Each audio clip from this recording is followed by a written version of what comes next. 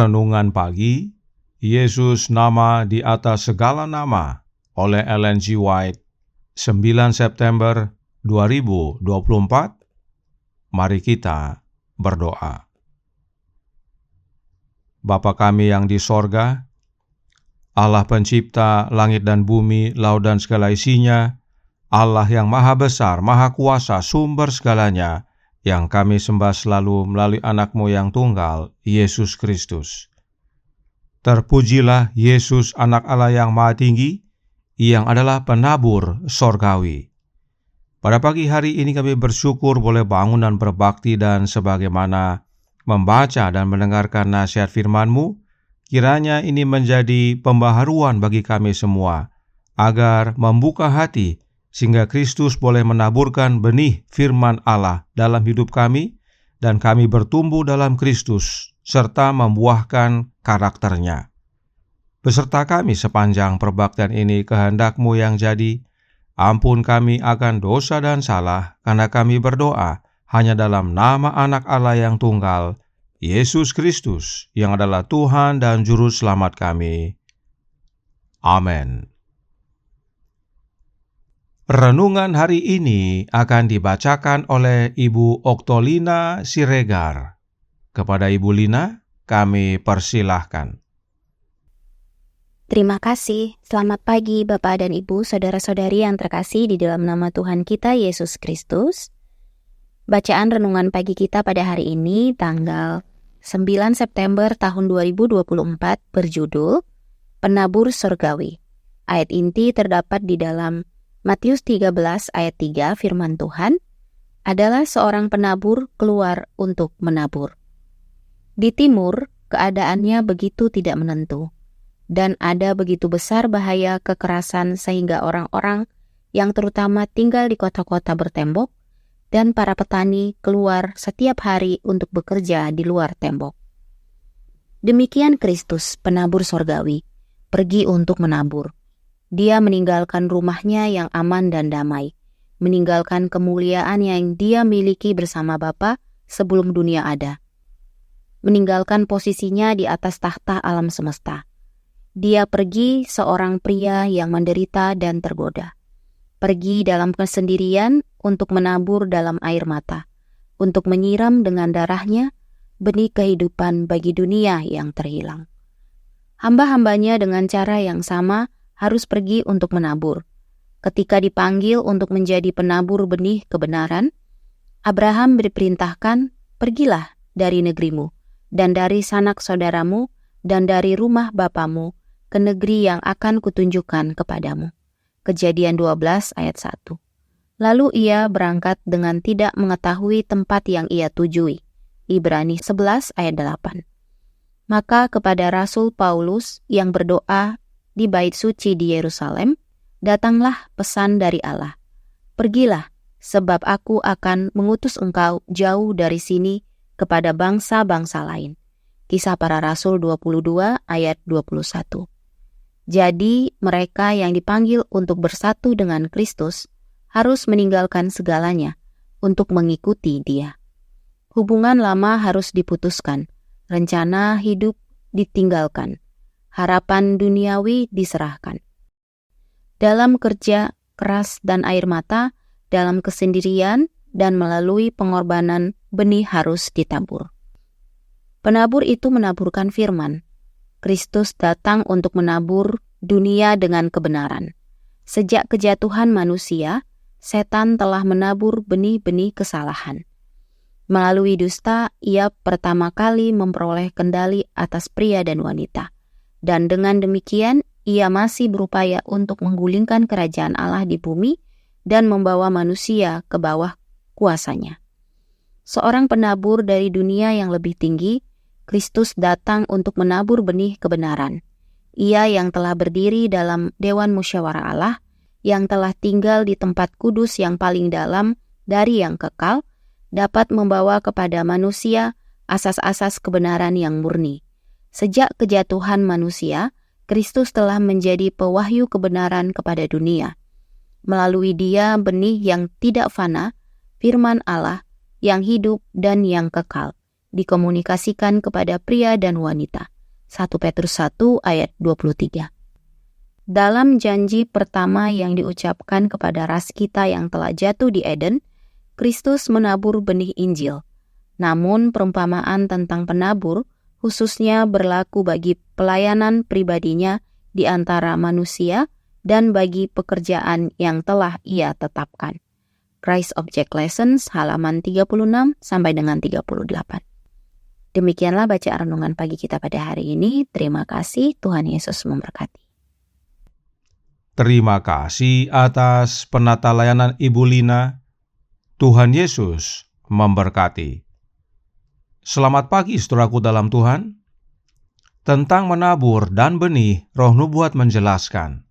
God's Amazing Grace halaman 286 paragraf 6 berkata, petani itu membajak tanahnya dan menabur benihnya, tetapi dia tidak bisa membuat benih itu tumbuh. Dia harus bergantung pada Allah untuk melakukan apa yang tidak bisa dilakukan oleh kuasa manusia. Tuhan menempatkan kuasa vitalnya ke dalam benih, menyebabkannya muncul dalam kehidupan. Benih yang ditabur ke hati kita bertumbuh bukan oleh karena kuasa manusia, tetapi oleh kuasa Allah. Nah, renungan hari ini menyatakan bahwa Kristus adalah Sang Penabur dan Yesus menaburkan firman. Kemanakah benih firman ditaburkan? Faith I Live By halaman 19 paragraf 3 menyatakan, Kristus adalah yang menyatakan kebenaran kepada dunia. Oleh Dia, benih yang tidak fana, firman Allah, ditabur ke dalam hati manusia. Yesus yang adalah firman Allah, Dialah yang menabur benih kebenaran kepada dunia. Dan benih itu adalah dirinya sendiri, sebab benih itu adalah firman Allah. Dan Yesus taburkan dalam hati kita. Sekarang, apakah Yesus yang adalah firman Allah menabur benih hanya setelah Dia menjadi manusia? Oh tidak. Lift Him Up halaman 69 paragraf 4 berkata, sejak kejatuhan manusia, Kristus telah menjadi pewahyu kebenaran kepada dunia. Oleh Dia, benih yang tidak fana, firman Allah, yang hidup dan yang kekal, dikomunikasikan kepada manusia. 1 Petrus 1 ayat 23. Dalam janji pertama yang diucapkan kepada ras kita yang jatuh di Eden, Kristus sedang menabur benih Injil. Yesus menjadi penabur benih kebenaran bukan nanti setelah menjadi manusia di dunia ini, tetapi sejak kejatuhan Adam dan Hawa. Renungan hari ini juga menyatakan yang sama dalam paragraf yang ketiga. Dan karena benih itu adalah firman Allah, yang adalah Yesus Kristus itu sendiri, karenanya benih itu adalah hidup. Tentang hal ini, Roh Nubuat menjelaskan dalam Lift Him Up, halaman 69, paragraf 5. Firman Allah adalah benihnya. Setiap benih memiliki prinsip berkecambah. Di dalamnya, kehidupan tanaman terbungkus. Jadi, ada kehidupan dalam firman Allah. Kristus berkata, perkataan-perkataan yang kukatakan kepadamu adalah roh dan hidup. Yohanes 6 ayat 63. Perkataan Yesus adalah roh dan hidup. Karenanya roh dan hidup adalah sama. Itulah yang ditaburkan dalam hati kita. Nah, apakah hasil dari benih yang Yesus tabur ini? Counsels to Parents, Teachers and Students halaman 142 paragraf 2 menjawab. Perumpamaan tentang penabur dan benih menyampaikan pelajaran rohani yang mendalam. Benih mewakili prinsip-prinsip yang ditanamkan ke dalam hati, dan pertumbuhannya adalah pengembangan karakter. Benihnya adalah firman Allah, yang adalah Yesus itu sendiri. Dan saat menerima benih yang dari Yesus, maka kita akan bertumbuh sesuai dengan jenisnya, yaitu jenis Yesus, khususnya karakternya. Tentang hal ini, Roh Nubuat berkata dalam Lift Him Up halaman 69 paragraf 6 yang berkata, setiap benih menghasilkan buah sesuai jenisnya. Taburkan benih di bawah kondisi yang tepat, dan benih itu akan mengembangkan kehidupannya sendiri ke dalam tanaman. Terimalah ke dalam jiwa dengan iman benih firman yang tidak fana, dan benih itu akan menghasilkan karakter dan kehidupan yang serupa dengan karakter dan kehidupan Allah. Inilah prinsip dalam menabur benih yang Allah telah tetapkan. Jika kita menanam benih mangga, maka yang akan tumbuh adalah pohon mangga yang akan berbuahkan mangga. Jika kita menerima benih firman Allah, maka yang tumbuh dalam hidup kita adalah Yesus, dan kita berbuahkan karakternya Yesus. Itu sebabnya Roh Nubuat berkata dalam manuskrip 19 tahun 1892 paragraf 51. Jika kita percaya pada diri kita sendiri, kita pasti akan jatuh. Kristus berkata, "Tinggallah di dalam aku dan aku di dalam kamu." Sama seperti ranting tidak dapat berbuah dari dirinya sendiri kalau ia tidak tinggal pada pokok anggur, demikian juga kamu tidak berbuah jikalau kamu tidak tinggal di dalam aku. Buah apakah yang akan kita hasilkan? Buah roh ialah kasih, sukacita, damai sejahtera, kesabaran, kemurahan, kebaikan, kesetiaan, kelemah lembutan, penguasaan diri. Tidak ada hukum yang menentang hal-hal itu.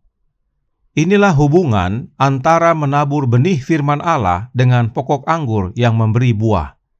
Inilah karakter yang kita terima bila benih firman Allah yang Yesus taburkan ke dalam hati kita bertumbuh subur dalam hidup kita. Karenanya, bukalah hati kita agar Sang Penabur Sorgawi masuk dan menaburkan benih firman-Nya yang adalah roh dan hidup, agar hidup kita membuahkan buah-buah menurut jenisnya, yaitu jenis Yesus. Tuhan memberkati, saya bawa dalam nama Yesus. Amin. Mari kita berdoa. Bapa kami yang di sorga, Allah pencipta langit dan bumi, laut dan segala isinya, Allah yang maha besar, maha kuasa, sumber segalanya, yang kami sembah selalu melalui anak-Mu yang tunggal, Yesus Kristus. Terima kasih atas kebenaran indah pada pagi hari ini, bahwa Yesuslah penabur sorgawi, yang menaburkan firman Allah, yang bila mana kami terima dalam hati kami, itu akan bertumbuh subur dan membuahkan karakter-karakter Kristus. Karenanya, masuklah ya Yesus dalam hati kami oleh kehadiran Roh-Mu, dan taburkanlah benih-benih yang tidak fana, yaitu firman Allah, agar kami bertumbuh dalam Engkau, dan pada akhirnya menghasilkan buah-buah sesuai dengan karakter-Mu, dan itulah jaminan kehidupan yang kekal. Beserta kami sepanjang hari ini kehendak-Mu yang jadi, ampun kami akan dosa dan salah, karena kami berdoa hanya dalam nama Anak Allah yang tunggal, Yesus Kristus, yang adalah Tuhan dan Juru Selamat kami. Amin.